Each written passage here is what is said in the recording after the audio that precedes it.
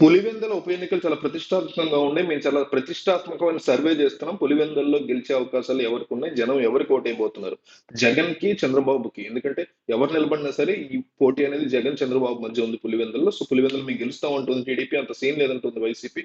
జగన్ గెలుస్తారు, టీడీపీ గెలుస్తుంది. ఈ రెండిట్లో కంపల్సరీ ఒకటి కామెంట్ చేయండి. ఆంధ్రప్రదేశ్‌లో ఈ నెల 10వ తారీఖున జరిగే స్థానిక సంస్థల ఉప ఎన్నికల వ్యవహారం రసవత్తరంగా మారింది. ఈ ఎన్నికల్ని అధికార కూటమితోటి వైసీపీ ప్రతిష్టాత్మకంగా తీసుకుంది. దీంతో క్షేత్రస్థాయిలో మాటల యుద్ధం కాస్త దాడుల వరకు వెళ్లిపోతుంది. ఈ నేపథ్యంలో హైకోర్టులో వైసీపీ దాఖలు చేసిన రిట్ పిటిషన్ మీద స్పందించిన ఈసీ క్లారిటీ ఇచ్చింది. ఇదే సమయంలో గవర్నర్ వద్దకు వెళ్లి వైసీపీ నేతలు పులివెందులో తాజా దాడుల మీద ఫిర్యాదు చేశారు.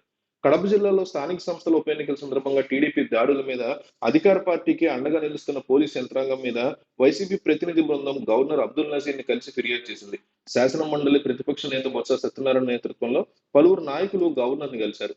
ఈ సందర్భంగా పులివెందులలో టీడీపీ శ్రేణులు పట్టపగలు మారణాయుధాలతో దాడులు చేశారని, వాహనాలను ధ్వంసం చేశారని, వైసీపీ నేతల్ని హతమార్చేందుకు ప్రయత్నించారని, పోలీసులు పట్టించుకోకుండా అధికార పార్టీకి ఎలా అండగా నిలిచారో ఆధారాలతో గవర్నర్ ని వివరించారు. ఆ తర్వాత మీడియాతో మాట్లాడిన వైసీపీ నేత బొత్స సత్యనారాయణ, ఎమ్మెల్సీ బీసీ నేత రమేష్ యాదవ్ కనీస రక్షణ కల్పించాల్సిన బాధ్యత పోలీసుల మీద లేదా అని ప్రశ్నించారు.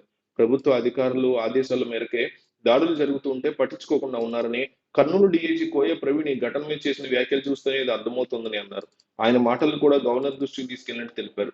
రాష్ట్రంలో శాంతి భద్రతలు పూర్తిగా నిర్వీర్యం అయ్యాయని, తక్షణం గవర్నర్ దీని మీద దృష్టి సారించాలని కోరినట్టు వెల్లడించారు. మరోవైపు స్థానిక సంస్థల ఉప ఎన్నికల మీద హైకోర్టులో వైసీపీ దాఖలు చేసిన పిటిషన్ మీద స్పందించిన ఈసీ తాము తీసుకున్న చర్యలను వివరించింది. ఉప ఎన్నికలను స్వేచ్ఛగా, నిష్పక్షపాతంగా, శాంతియుతంగా నిర్వహించడానికి అవసరమైన అన్ని చర్యలు తీసుకున్నామని రాష్ట్ర ఎన్నికల కమిషన్ హైకోర్టుకు తెలిపింది. సీసీటీవీ నిఘా, వెబ్ కాస్టింగ్, పోటీ చేసే అభ్యర్థులకి పోలీసు రక్షణ, స్వతంత్ర పరిశీలకుల నియామకం, కంట్రోల్ రూమ్ లో పూర్తి వీడియో డాక్యుమెంటేషన్ చేయాలని వైసీపీ కోరగా ఆయా చర్యలు తీసుకున్నట్టు ఈసీ హైకోర్టు తెలిపింది. దీంతో హైకోర్టు ఈ పిటిషన్ ని డిస్పోజ్ చేసినటువంటి పరిస్థితి ఉంది. అయితే త్వరలో పులివెందుల్లో మేము గెలిచి తీరతాము, అందులో ఏ రకమైనటువంటి క్వశ్చనే లేదు అంటుంది వైసీపీ. పులివెందుల ఎన్నికల వేళ జరుగుతున్న వేళ వైసీపీ ముఖ్య నేత అంబటి రాంబాబు కీలక వ్యాఖ్యలు చేశారు. స్థానిక సంస్థల ఉప ఎన్నికల్లో ఓటమి భయంతోనే టీడీపీ అరాచకానికి పాల్పడుతోందని అంబటి మండిపడ్డారు. ప్రజల విశ్వాసానికి దూరం అవడం వల్లే పోలీసుల సాయంతో ఉప ఎన్నికల్లో గెలిచి పరువు కాపాడుకునేందుకు చంద్రబాబు దిగజారుడు రాజకీయాలకు పాల్పడ్డారని ఆగ్రహం వ్యక్తం చేశారు ఆయన. గూండాల్ని విసుగొల్పడం, పోలీసులతో తప్పుడు కేసులు పెట్టించి వైసీపీ నిలువరించాలని కళ్ళకంటున్నారని ధ్వజమెత్తారు.